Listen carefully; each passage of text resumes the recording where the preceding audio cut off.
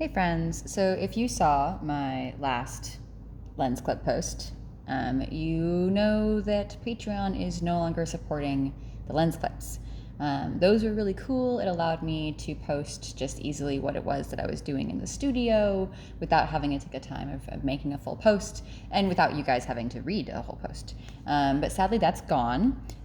Which means I guess I'll just need to post more so you guys can stay up to date. So my first thinking is just like really quick posts. I might treat these as like an artist journal, and I'll just post what it is I'm doing without like a lot of refining. They'll probably be rough and quick. Let me know what you think. If you have other ideas for filling that hole, let me know. In the meantime, I'm going to talk about this piece.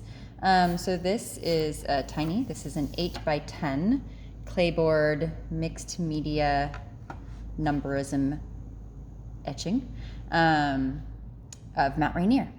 And this is my mock-up, my study for a very large piece I'm doing, which will be, I believe it's 24 by 36 inches, which is big for me. I'm very excited about it. And it's drawn with this data here. So what I'm focusing on with this piece, it's very similar to Mount Hood. So it is mainly andesite and dacite. And I'm sorry if I'm pronouncing these things wrong. I've only ever read them. If I'm saying them wrong, please correct me. So we have the chemical composition of an andesite volcano. We have, so an andesite volcano, it has the similar percent concentration of silicon dioxide that Mount Hood has, because it's also an andesite volcano, which gives it its similar viscosity. This changes the power of the eruption. So the more viscous the magma is, the more resistance there is for that gas inside to escape. And so that gas builds and builds and builds and builds. And then when it finally releases, it's this major explosion.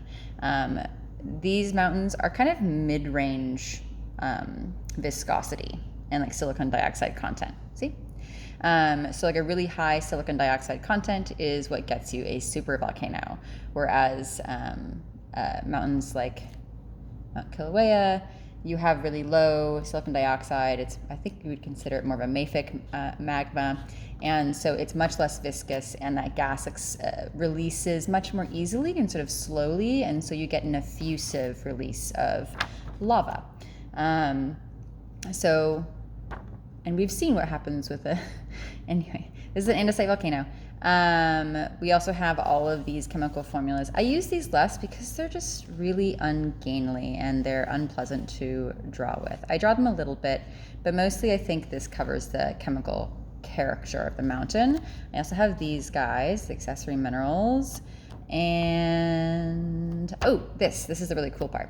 So the thing that really sets Mount Rainier apart from the other mountains in the region is two things. One, it's the tallest one in the Cascade Range. It's 14,411 feet. It's one of the 14ers. And it has tons of glaciers. It has a lot of glaciers. This is important because when it erupts, it has the high probability of having lahars. And so what happens is it erupts, and then it melts all of this glacial ice, and that flows down and mixes in with all of the mud and rock of the mountain, and it goes super fast. Let's see. This one was 19 meters per second. It can go faster too. I've heard like 15 meters per second. But it moves really fast, moving hot mud flow, and you can't outrun it really, and it causes extreme devastation. This has happened before. This is the Osceola mud flow 5,600 years ago, and we can see the results of this. It's created a lot of the water passageways that you find from Mount Rainier, and that reached like to Puyallup and I think possibly to Tacoma. So this is the total volume of the mud flow from the Osceola mud flow. This is the total volume of glaciers currently on Mount Rainier. And so this is just correlated data, right? Like it's not exactly making a conclusion, but it's giving you some things to think about. This was the depth of the Osceola mud flow, the expected velocity, and this is the peak discharge rate, which is just like honestly a ridiculous number.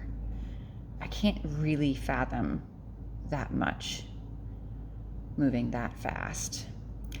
Anyway, so we have the amount of glaciers, the volume and area of glaciers we have, and data based on the last Osceola, the last mudflow or lahar. This is important because if we get a lahar, or it might be called something else as well for this, but it would reach really highly populated areas, which makes this one of the most dangerous volcanoes, and I think in the nation, but definitely in our region. And it's for a reason that I think people that don't know anything about geology, which was me very recently, wouldn't think of. Because when you think of a violent or dangerous volcano, you think mostly, or at least I did, I'd think of the explosive power, right? But this is due to its ice. And I don't usually think of ice like the dangerous part of a volcano. But the glaciers, the amount of glacial ice on Mount Rainier is what makes it so dangerous. And it is still active. So that's what this one is drawn with. And this is and of course the descriptions. I have my references for you guys to check out. I really love this website. Check it out. All right, so this is my mock-up. Why I'm doing this is for a couple of reasons. One, it just like reminds my hand what it's like to work with this medium, which is really always useful because my projects all take a long time, and so I can be out of the habit and I need to have a good connection. It also gives me an opportunity to mess things up and to realize what it is I need to make changes to. One thing I know I need to do is get more of these tips. So this is Slice. This is a ceramic blade that I use. I love this mostly because it allows me to make really nice, pretty circles with it, like complete circles. I used to use basically exclusively X-Acto blades, which I still love using. I still have them right next to me, obviously. But when I make a circle, there's always a little tail where the circle doesn't totally connect. And it's because of the angle of the blade. Oh, that's not where that goes. And then I also have this guy, which I use. I don't tend to use it on clayboard. It's not very effective, but it's really great on metal. But I need to get more of these tips. So these guys I wore out pretty good with my recent copper engraving, which I'll be posting videos of soon. My piece on star stuff is done, that portrait, and I'll be shipping it out soon and doing the long process of photo editing a copper engraving. It is difficult. I'll get into that later. Anyway, so the other reason why I'm doing this is I test out the image, and I feel like people are going to want a shirt of Mount Rainier to accompany their Mount Hood piece. And when I draw big, my numbers don't get big in this, like it doesn't get as big relative to the increased size of the image. My numbers stay small, which means you cannot take a great big number as I'm drawing and make a t-shirt out of it because it would just be too much visual information. It looked like dots. So I'm making this with the hope of making this into a t-shirt. I will be editing it. I don't like this line. It's too much. Can I move this a little bit? So it's illustrator, sorry. So I'm just gonna Photoshop this part out. And I think other than that, it has a nice flow. This is to represent the Osceola mud flow and to give the vibe of the power of the destructive power of Mount Rainier being its lahars and mud flows, which I think is pretty. I really like this. Anyway, I'm just about done with this. I'll probably give more texture than I have here. The background's pretty flat. Which works really well for a t-shirt because when I edit this image for making my transparency, I'll have a lot less visual information to remove because none of this texture is going to be in the t-shirt. The only thing I'm going to want to keep for a transparency is the black and white numbers. Everything else is gone. And so the more basic the background, the better, really. And I think that's it for my quick little update. I may also include a quick whip together of some time-lapse video of me drawing this. Please comment below, let me know what you think. And if you have any questions or suggestions. And I also am going to miss lens clips. I saw a couple people commenting. They were sad that it was going away. Let me know if you think that me just posting more posts that are just like artist journal that are rough around the edges. If you want that, I can do that.